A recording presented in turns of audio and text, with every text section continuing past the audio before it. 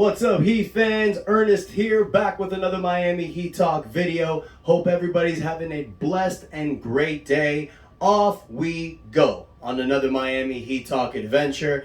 Know it's been a while, you guys, so hold for me one moment because we got a lot to talk about. So, NBA preseason started last week. Miami Heat's looking good so far, but before we get there, there's one topic I want to address. Tyler Herros signed his contract extension. We never talked about that, you guys. Had been having some personal issue going on, haven't been able to cut a video, so I wanted to talk about that a little bit. Tyler Herros re-signs for 4 years, $120 million. But with the incentives, it can go up to $130 million. Now, it's not a complete maximum contract. I love it, but I like it, but I don't love it. I guess you can say. I mean, it's fine. You know, I like the kid deserves it. You know, he played great last season, won Sixth Man of the Year, averaged over 20 points a game, deserved to be an All-Star, didn't get it. So I think this number is just right with Tyler Herros. Now, the reason why I say I don't love it is because now that you've signed him to the extension, the poison pill hits. So you can't trade him for a year. So that means during the season, if a superstar name becomes available, Tyler Herros will no longer be in that packet. We can't trade him until the offseason of 2023. So that's not until July of next year. So now what this basically says is that this is the team moving forward. Unless we make a trade for Duncan Robinson to fill in that 4 spot, this is the team that we have moving forward. I love this team. I don't think losing PJ Tucker is going to hurt us that greatly, but at the same time, not making any changes, does it make us a threat, a contender? My answer is yes, because it's like we talked about before. The same players are coming back. The same great players are coming back. Jimmy Butler's coming back. Bam Adebayo and Tyler Herros look like they have evolved their game. Not much, but you're seeing improvement, which is great. Kyle Lowry looks in better shape. That's a plus sign. We haven't seen Victor Oladipo yet, and we have been seeing a lot of guys stepping up. So there's a few players that I want to talk about, you guys. Now, look, we can't really talk that much about Bam Adebayo and Tyler Herros, and this is preseason. So there's really not much you can take with superstars for the preseason. One thing I will say about Bam Adebayo, he's looking more offensively aggressive. And that was the challenge that I made to Adebayo in the offseason. Tyler Herros, defensively, looking stronger. In game 1 against Minnesota, he came out and said that defensively he felt like he had great stretches last year. So he wants to show and prove to everybody that he stepped up defensively. I saw Tyler Herros taking a few charges in preseason. That's a good sign. I mean, I know it's preseason, you guys, but this is the stuff that I wanted to see from Tyler and Bam. Bam Adebayo shooting 3-pointers in the preseason. Hit a few 3-pointers. That's something we like. That's something we want to see. We want to see these guys evolve their game. We don't want them to be one-track ponies. You don't want Bam Adebayo to be a defensive-minded player. You don't want Tyler Herros to be an offensive-minded player. You want these guys to be great two-way players because we're not making a trade for Kevin Durant, you guys. Dwayne Wade, LeBron James ain't walking through that door, okay? This is Jimmy Butler, Bam Adebayo, and Tyler Herros. So what we need to do is we need to evolve our young players. Bam Adebayo, 25 years old. Tyler Herros, 22 years old. They can still get better, and you're seeing that. So that's great. Now I just can't wait to see how it looks with Victor Oladipo and Kyle Lowry at full strength. Now look, you see Max Strus, you see Gabe Vincent, you see Caleb Martin, you see Dwayne Dedmon, you see Omar Yurtseven. I think these guys pretty much have their lock-in. What I really enjoyed was seeing Omar Yurtseven start next to Bam. Game 1 against Minnesota, that looked pretty nice. Game 2. Against Brooklyn. That looked pretty nice, but I don't think it's something Miami's going to be going with. I think you're going to see Caleb Martin starting at the 4. That's what they went with the first game of the season against Minnesota. First game of the season, everybody played but Jimmy. So it's going to be really interesting to see what Spoelstra goes with because we don't know if he's going to start Caleb Martin at the 4 or Omar Yurtseven at the 4. You know, the game against Brooklyn in the preseason game, Omar Yurtseven started at power forward. So this is going to be really interesting looking forward. But a player that I do want to talk about, you guys, Duncan Robinson.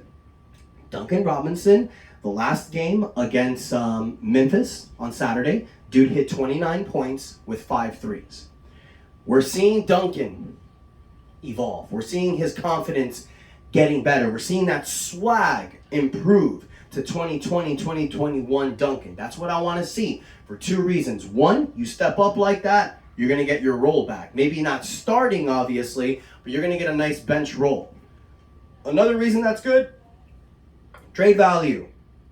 I mean, I hate to say this, but Duncan, the better you look, the better it looks for us to get a potential trade for you. I've said it before, and I'll still say it again. If we can get a great player to trade for Duncan, I don't see why not. I don't think we should be trading a Duncan Robinson for Jay Crowder. Jay Crowder is going to get traded by Phoenix. He might get bought out by another team. So that's an open spot that we can just get. I don't even think it's even smart to maybe trade Duncan at this point, because maybe Duncan can provide you great value. He's a specialist, an amazing three-point shooter. Having him and Max Strus in the same team can benefit you offensively, especially if both of those guys are coming off the bench. The firepower is going to be ridiculous. So I like what Duncan's showing. I like how he's stepping up. I like how he's being more aggressive. But there's also a few other guys that are stepping up in preseason. You got Jamal Cain. Jamal Cain is the standout in preseason for the Miami Heat. This guy embodies Miami Heat culture. An amazing 3-and-D wing player, is doing it on both ends. You also got Haywood Highsmith. This kid stepped up huge against Memphis. Knocked in the game-winning free throws at the end of the game. We were down almost by 20 in that game. Memphis came back and won that game with these young guys. So this is something that I've talked about, you guys. This is something that we've seen for decades. The Miami Heat culture is all about next man up mentality. It doesn't matter who plays, doesn't matter who leaves. Bye-bye, PJ Tucker. You don't want to stay here? We'll just get someone to fill your spot. And you're seeing it. Jamal Cain, Haywood Highsmith, damn, even Nikola Jovic, our rookie that we signed in the offseason. This kid is already looking good. He's already looking like he can have a spot in the roster this year. So instead of going all boo-boo face because PJ Tucker is stupid, we just fill the role. Now, is it going to be Caleb Martin?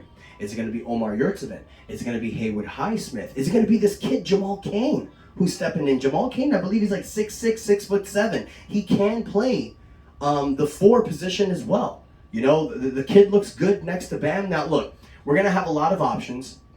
We've talked about this before. We talked about Jimmy potentially playing the 4. We talked about Caleb starting. We talked about other people stepping up.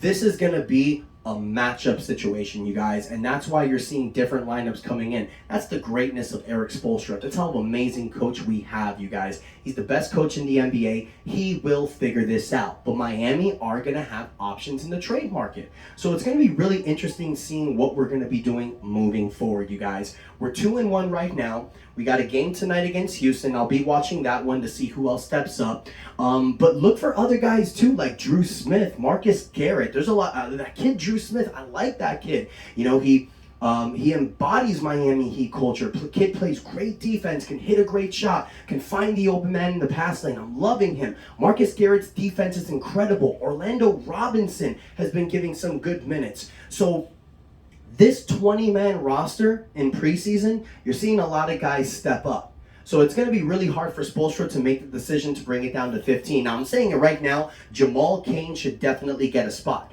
I don't know if you have to release Marcus Garrett from his 2-way contract. Jamal Cain needs a 2-way contract. He cannot go to another team. He should be getting a spot on this roster. If not this year, definitely next year. I see him as like a Max Strus, Kendrick Nunn prodigy. That Duncan Robinson, he's a guy that I think is going to have a good amount of minutes on this team. He's going to break out like Kendrick Nunn and Duncan Robinson did in 2019.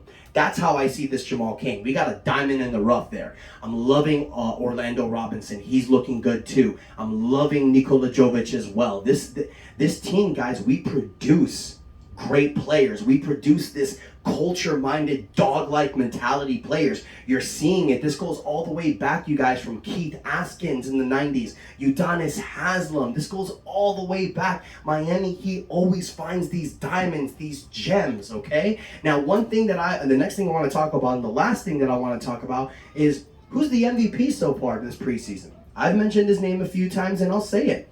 Jamal Cain. Jamal Cain has been stepping up in the preseason and showing that he deserves a spot.